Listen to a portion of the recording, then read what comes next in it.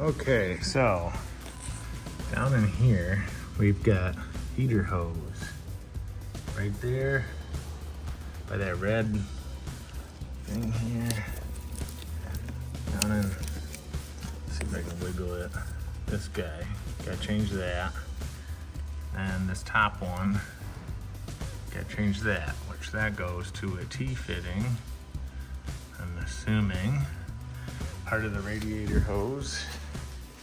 Walk around to the other side. This is to the reservoir. Goes up to here, which I cut, but I got new stuff. And then if you look down here, really hard to see. Goes down into there. So, gotta change that. So let's do that. Set it up in the car and remove the interior here. Okay, so we're in the interior passenger floor. Get up in here, and you can see there's one hose, and hopefully somewhere up in there. Sorry for being upside down. Well, somewhere up there. We'll find it.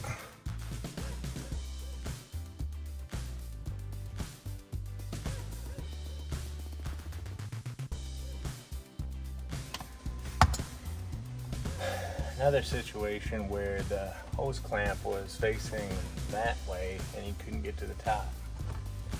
A little twirl, persuasion, good to go.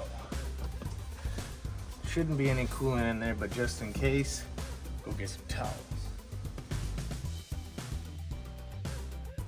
Looks like there is a little, so I'm gonna cut it on the other side and let it drain out. All right. Now I should be able to pull it through and run a new hose in. Here's the hose.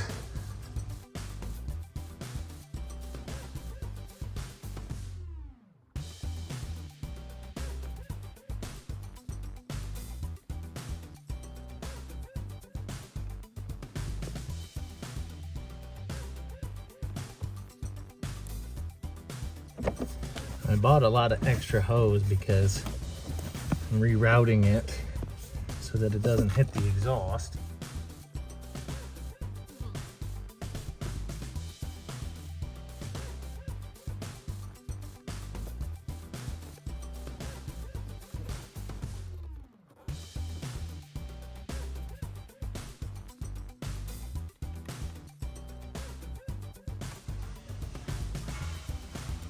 This right here is classic old Italian cars. Like, did that screw need to be that long? I don't know.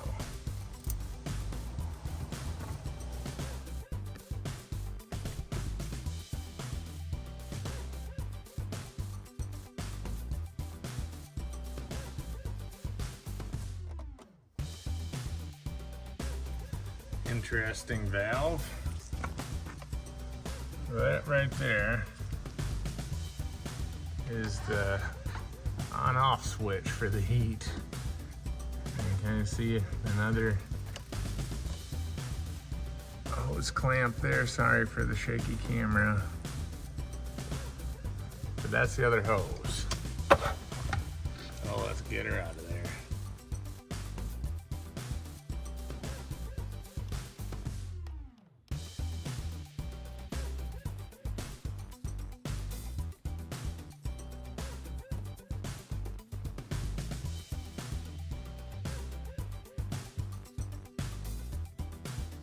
Ready to put coolant in.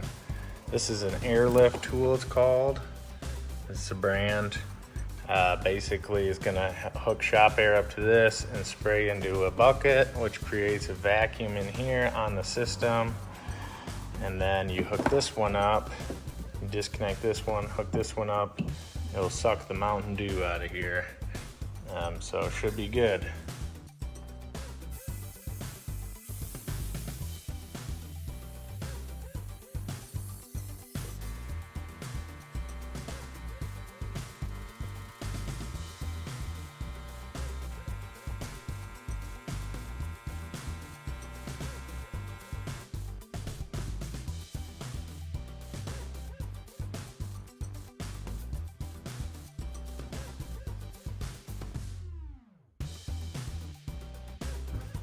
Here's the filler cap. Before starting it up, we should really check for leaks because I replaced all of the fuel lines and I replaced all of the coolant lines.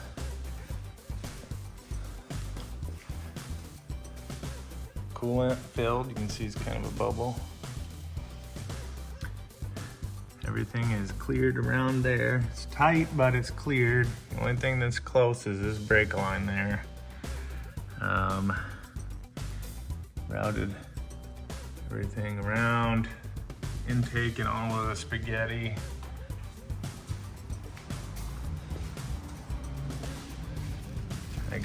This is a coolant line going down and around up to the front thermostat up under here. Let's see, can you see it? Kinda. Anyway, these are all various intake pipes and things. Here's the bypass valve I bought, the newer one. I'm gonna have to run a cable to that. It came with a cable, and I'm gonna modify that bracket a little better because it's only held in by one screw. But everything else here, we got coolant down here, this T, and it's held close to the firewall because with a zip tie because I didn't want to rub it on the block, so I gotta really do something about that. This is going down into the bulkhead. So anyway, that goes to the heater core. All right, let's lift it up and we'll check for leaks. I'm also gonna prime the fuel system if there is no leaks and then test again for leaks there.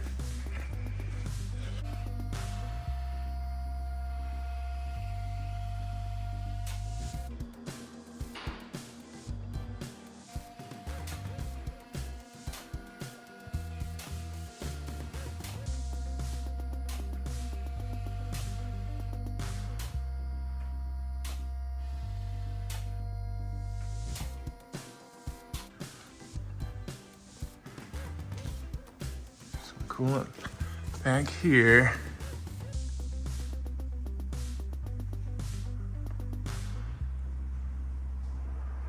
But is that residual?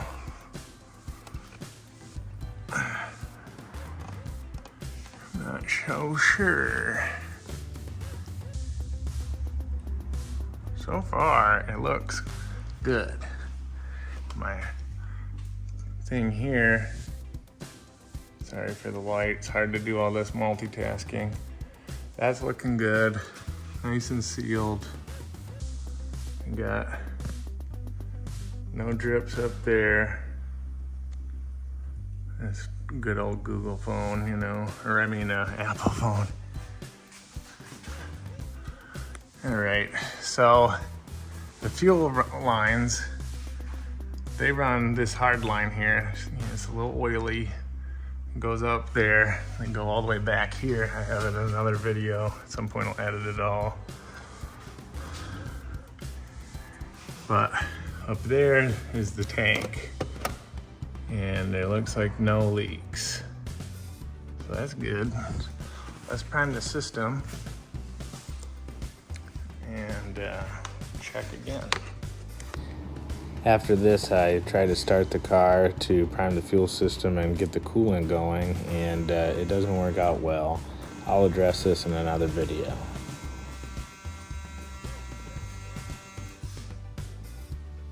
Don't see any leaks.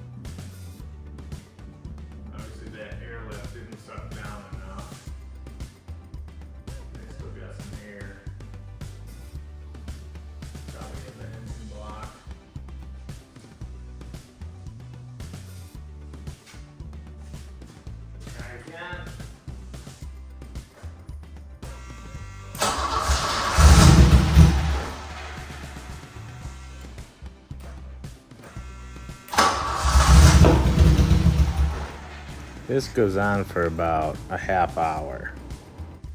Can't ever remember which way this valve's supposed to be closed or open. Let's try it the other way.